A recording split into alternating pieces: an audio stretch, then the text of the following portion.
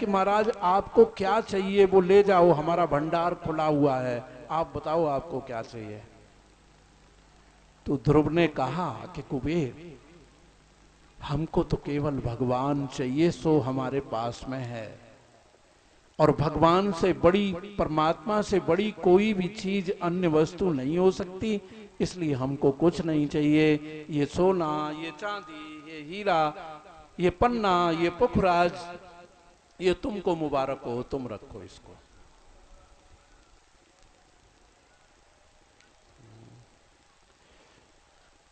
ये परमात्मा का अनुभव हो जाता है, दीदार हो जाता है, तो फिर कंकड़ पत्थर को इकट्ठा व्यक्ति करना बंद कर देता है।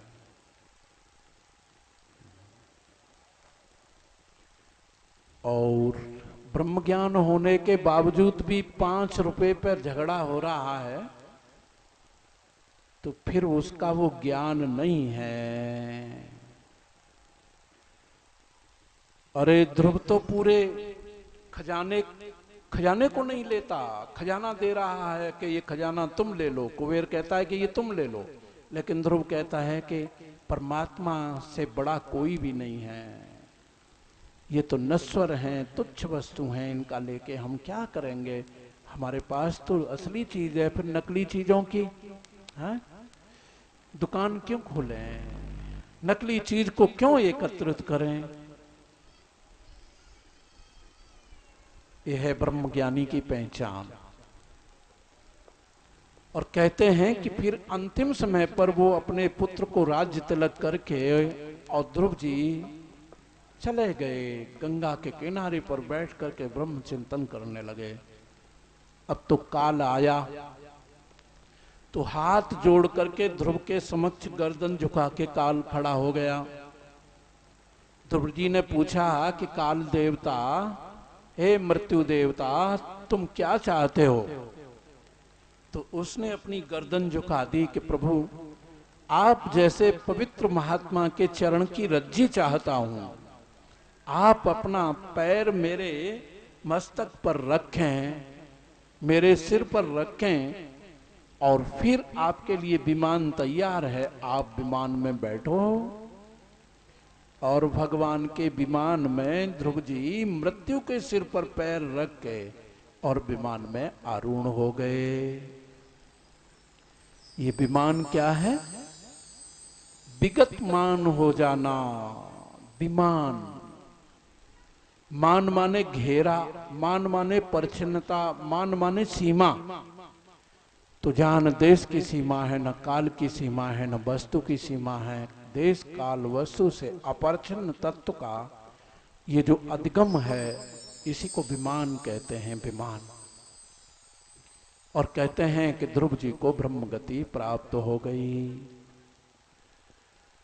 अब ध्रुव जी के ही वंश में एक अंग नाम के राजा हुए, बड़े ही सदाचारी, बड़े ही धर्मात्मा, बड़े ही उत्तम स्वभाव के, उत्तम प्रकृति के राजा थे अंग। अंग के यहां उनके पुत्र का जन्म हुआ, उसका नाम रखा बेन। जो ब्राह्मण शतपथ हैं, ये वेद के जो अंग, उसमें ये बेन की कथा आती है।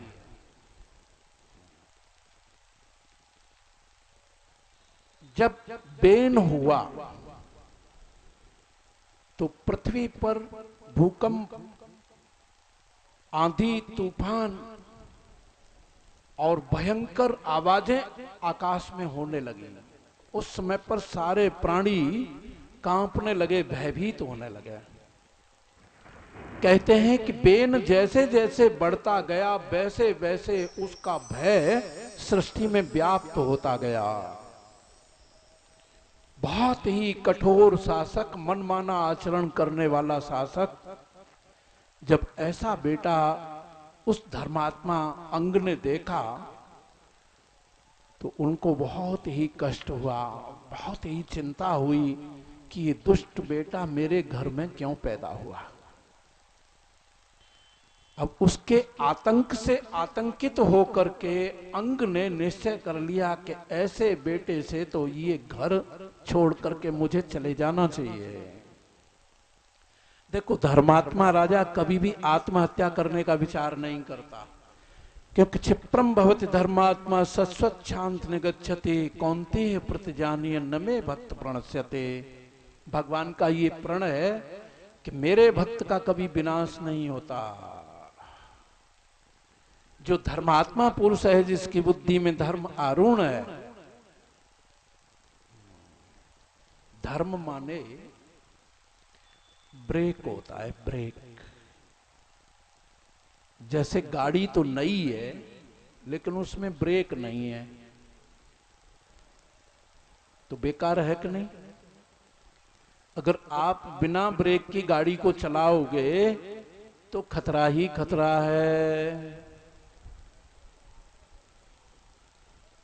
ब्रेक अगर है तो गाड़ी को खतरा होने से पहले हम उसे रोक लेंगे, खतरा से बच जाएंगे। तो बुद्धि में वो धर्म जो है वो ब्रेक का ही काम करता है कि हमको झूठ बोलने से जो रोकता है उस शक्ति का नाम धर्म है। हमें व्यभिचार करने से जो रोकता है उसका नाम धर्म। हमें चोरी करने से कोई रोकता है उसका नाम धर्म। माने हमारी गाड़ी गड्ढा की ओर जा रही है और वहां गाड़ी को रोक रहा है वो ब्रेक है। ब्रेक से रुकती है ना गाड़ी। अगर ये ब्रेक नहीं है तो एक्सीडेंट हो जाएगा। अगर बुद्धि में धर्म नहीं है, ब्रेक नहीं है, तो फिर हम गलत आचरण करने लगेंगे, गलत मार्ग पर भटक जाएंगे। तो फिर क्या होगा? फिर ठुकाई पिटाई होगी कि नहीं? पुलिस आवेगी, मारपीट करेगी और फिर जेल भेज देगी, जेल में जाके एक दुर्गति होगी। इसलिए व्यक्ति की बुद्धि में जब धर्म होता है तो धर्मात्मा पुरुष व्यथित नहीं होता और वो आत्महत्या का विचार नहीं करता, बल्कि अपने कल्याण के लिए वो अपनों को छोड़ देता है। बोला जिससे हमको दुख मिल रहा है हम उसका ही त्याग किए देते हैं। चाणक्य ने तो ये चाणक्य नीति में बात लिखी कि दुख का अंत अगर करना है तो पहले उसका विचार करो कि दुख देने वाला कौन है, दुख का निमित्त क्या है, दुख किससे मिल रहा है। अरे जिससे दुख मिल रहा है उसको छोड़ दो ना। एक आदमी खांसी हो गई, उसको खांसे, बहुत खांसे, बहुत खांसे, हाँ, बात थोड़ी करने लगे तभी खांसी आवे। तो उसने कहा कि गुरुजी मेरी ये खांसी ठीक हो जाए। तो हमने पूछा कि बीड़ी पीते हो? भला हाँ बीड़ी तो पीता हूं। तो मैंने कि बीड़ी छोड़ो, निकालो जेब में से बीड़ी। तो उसने 2-3 बंडल 2 माचिस निकाल के और बाहर रख दी। तो हमने एक आदमी को कह दिया, मैंने कि तुम ले लो भाई, ये तुम रखो अपने पास। अच्छा, मैंने कि अब तुमको खांसी नहीं होगी, 8 दिन में तुम बिल्कुल ठीक हो जाओगे, हम तुम्हें दवा भी देंगे, दवाई खाना और तुम 8 दिन में बिल्कुल ठीक हो जाओगे। अगर न ठीक हो तो फिर हमसे जो वसूल करना चाहें वो हम देने के लिए तैयार हैं। 1 घंटा बैठा वो, और जब बीड़ी की उसे वो आई तो फिर व्याकुल होने लगा, व्याकुल होने लगा। हम देख रहे थे उसका चेहरा। अच्छा, मैंने कि बताओ भाई, बीड़ी पीने की इच्छा हो रही है, बीड़ी पियोगे क्या? बीड़ी को छोड़ोगे? बताओ। अगर बीड़ी छोड़ दोगे तो तुम बच जाओगे, तुम स्वस्थ हो जाओगे। अगर बीड़ी पियोगे तो तुम मर जाओगे, तुम्हारी मौत जल्दी आएगी। तो बोले गुरुजी मौत आवे तो आ जाए, अब तुम्हें बीड़ी दिलवाई दो, मैं बीड़ी पीऊंगा। अब बताओ कैसे इलाज होगा? भाई जो खांसी का जो कष्ट बना हुआ है, दुख बना हुआ है, उसका निमित्त है, उसका कारण है, उसका हेतु है बीड़ी, धूम्रपान। अब धूम्रपान वो छोड़ नहीं रहा है और रोग से मुक्त होना चाहता है, तो कैसे मुक्त होगा? नहीं हो सकता। तो अंग महाराज कहते हैं श्रीमद् भागवत में कि अब मुझे दुख देने वाला मेरा बेटा है, तो फिर मुझे आत्महत्या नहीं करनी है बल्कि अपना कल्याण करना है। भगवान ने मुझे ऐसा बेटा देकर के मेरे ऊपर बड़ी कृपा की है। अगर ये आज्ञाकारी बेटा होता तो फिर मैं इसमें फंस जाता, इससे मेरा राग हो जाता, इससे मेरा प्यार हो जाता, तो फिर बेटे को छोड़ने के लिए इच्छा नहीं होती, तो फिर भगवान का भजन कैसे कर पाता मैं। ये तो भगवान ने मेरे ऊपर बड़ी कृपा की, कैसा दुष्ट पुत्र दिया कि जिससे मेरा कोई राग नहीं है। तुरंत छोड़ दिया पुत्र को और रात में ही अपना राजपाट छोड़ करके और रात में ही निकल गए।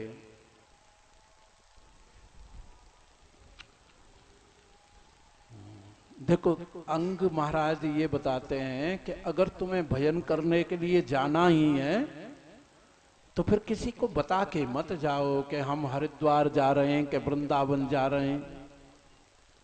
किसी को बता के मत जाओ। अगर तुम्हारे अंदर वैराग्य बन गया है और भजन करने की अगर बाहर ही जाके इच्छा प्रकट हो गई है तो फिर कुछ समय के लिए चुपचाप निकल जाओ रात में।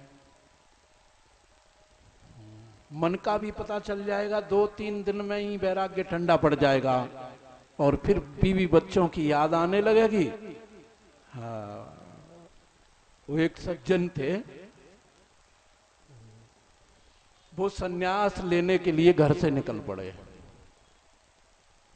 कि अब सन्यासी बन करके और हम मतलब भजन करेंगे। तो हमसे उन्होंने बात की कि महाराज हम सन्यास लेना चाहते हैं और अब घर वालों को छोड़ना चाहते हैं। हमने कहा भाई सन्यासी यहीं बन जाओ, भजन करो ना सब में रह करके। परमात्मा सब जगह है, परमात्मा की उपलब्धि तो जहां तुम हो वहां हो सकती है, भजन करो। कि नहीं नहीं महाराज ये घर में नहीं होगा, अब तो जाना है हमको। अच्छा तो भाई चले जाओ। तो वो गए सज्जन और 3-4 दिन बाद जैसे ही वैराग्य ठंडा पड़ा लौट के फिर आ गए। हमने उनको पूछा कि मैंने कि भाई कहाँ तक गए थे? बोले गुरुजी हम गोवर्धन तक पहुंच गए और गोवर्धन परिक्रमा करने के बाद में हम जाना तो चाहते थे पश्चिम की ओर, पर हमारे पैर चल दिए पूरब की ओर और हमें तो गुरुजी पता ही ना चलो। हम गाड़ी में बैठ गए और गाड़ी में मथुरा आए गए, मथुरा से दाऊजी और दाऊजी से जब बरौली आए गए तब हमें मालूम पड़ी है कि हम तो वहीं आ गए भाई।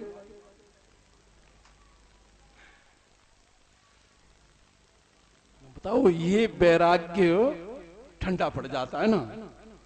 तो अंग महाराज कहते हैं कि पहले सोच समझ लो, घर में अगर कोई कलह बना हुआ है और तुम्हें भगवान का भजन घर वाले नहीं करने दे रहे हैं तो फिर उनको अपना दुश्मन समझते हुए अपना शत्रु समझ करके उनका त्याग कर दो और चले जाओ।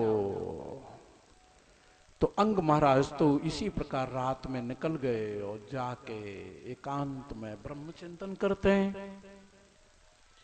अब बेन उनकी उपस्थिति में बेन राजा हो गया। तो राजगद्दी पर बैठते ही उसने घोषणा कर दी कि न यष्टव्यम न दातव्यम न त्वाम दुजा कश्चित इत निवार ईद धर्मम भेरी गोसेण सर्वसा। जैसे मुनादी कहते हैं ड्योड़ी पिटवा दी उसने, घोषणा करवा दी नगर में कि आज से कोई न तो दान देगा, न कोई यज्ञ करेगा, न कोई सेवा करेगा, न कोई भजन करेगा। आज से अगर कोई भजन करेगा तो केवल बेन का भजन करेगा। बेन ही ईश्वर है। मेरे राज्य में तुम रहते हो, मेरे राज्य में तुम श्वास लेते हो, तो आज से तुम लोगों का ईश्वर मैं हूं। मेरा ही भजन करना है, मेरे ही नाम से यज्ञ करना है, बेनाय स्वाहा बोलना है, इंद्राय स्वाहा नहीं बोलना है।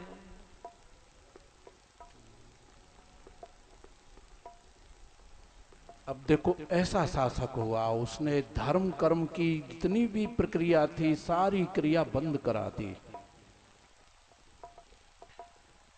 अब तो विद्वान लोग जो हैं एकत्रित होकर के महात्मा लोग उस बेन के पास पहुंचे और उससे धर्म का उपदेश करने लगे कि महाराज, धर्म से समृद्धि आती है,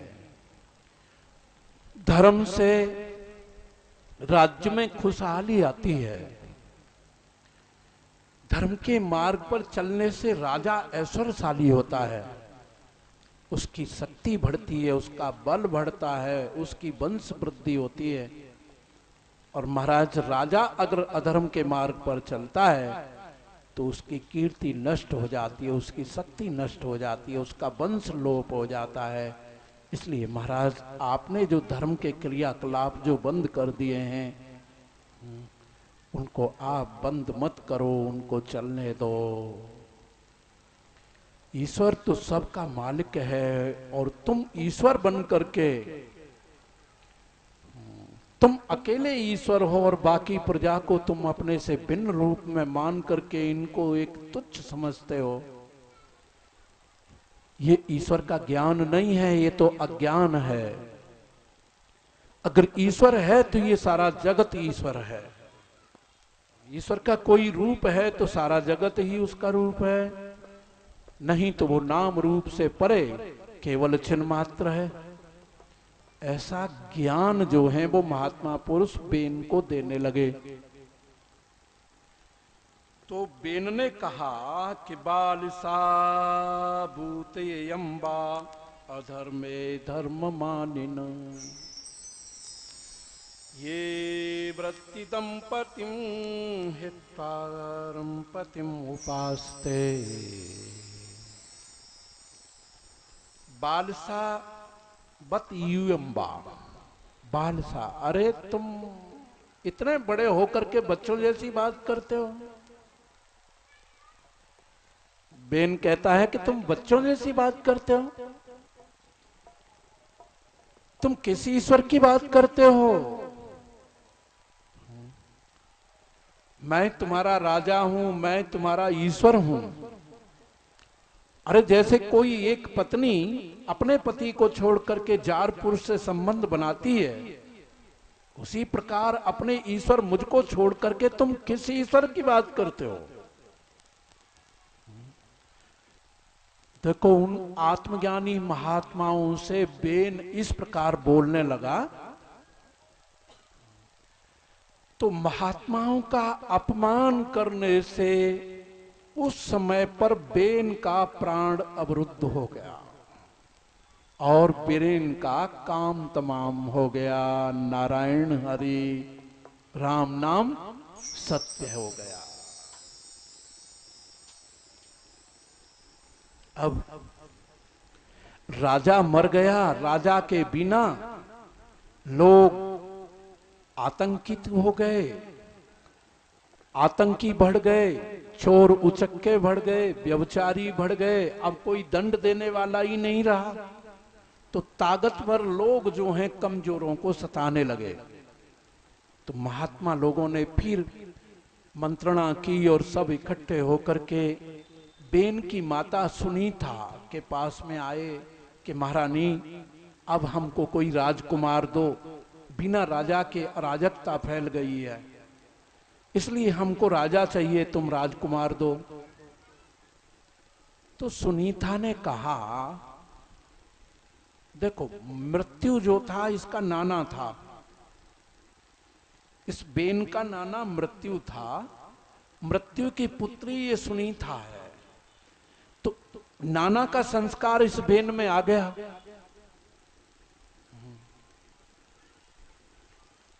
तो सुनीता ने कहा कि महाराज, मेरे पति तो चले गए सन्यासी होके वन में, अब बिना पति के मैं अपने गर्भ से पुत्र उत्पन्न नहीं कर सकते। अगर तुमको पुत्र चाहिए, राजकुमार चाहिए, तो मेरे मरे हुए बेटे का सब सुरक्षित रखा हुआ है, आप वेद मंत्रों से उसमें से राजा उत्पन्न कर लो। तो कहते हैं कि उस समय पर बेन के मृत शरीर का महापुरुषों ने और वेद मंत्रों द्वारा मंथन किया, जैसे दधि मंथन करते हैं, तो उसके नीचे के भाग से एक काला कलूटा पुरुष निकला। तो उसको कह दिया निशीत मन बैठ जा। ये निषाद की उत्पत्ति हुई। निषाद राज गुह जो भगवान का बड़ा प्यारा भक्त था, उसकी उत्पत्ति हुई ये बेन के अपवित्र भाग से, नीचे के भाग से। और जब ऊपर के भाग का मंथन किया गया तो उसमें से साक्षात नारायण ही पृथु के रूप में प्रकट हुए, भगवान नारायण प्रकट हुए।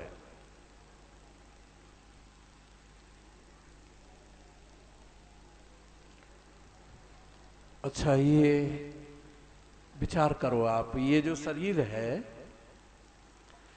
ये क्या है, इसमें क्या भरा हुआ है अंदर? बाहर देखो तो बाहर भी गंदगी है, ये जो कवर चढ़ा हुआ है, इस कबर के भीतर अगर नजर डाल के देखो तो इसमें फिर कोई भी चीज देखने योग्य नहीं है, कोई भी चीज चाहने योग्य नहीं है। ये कपड़ा हटाते ही इसके अंदर वो चीज है कि तुम छी करोगे, आंख फेर लोगे। ये तो उस बनाने वाले ने इस गंदी चीज को ये इस चर्म रूपी वस्त्र से ढक दिया। अगर वो ऊपर इस वस्त्र को नहीं डालता तो इसको कोई नहीं चाहता, केवल इसको मक्खी चाहती, मच्छर खा चाहते, ये कुत्ते, सूगर